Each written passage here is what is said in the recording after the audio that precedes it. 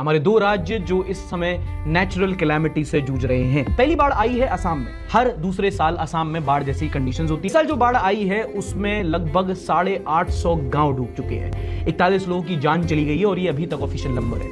NDRF की team already लगी हुई है, लोगों को रिलोकेट किया जा रहा है। कोशिश की जा रही है कि जान माल की कम से कम नुकसान हो। आते हैं गुजरात पर। गुजरात में भी भारी बारिश के बाद बाढ़ जैसी स्थिति बनी हुई है। वलसद, नवसारी और सूरत जिलों में तो बहुत बुरा हाल है। लगभग 22,000 लोगों को रिलोकेट किया जा चुका है। 1200 से ज्यादा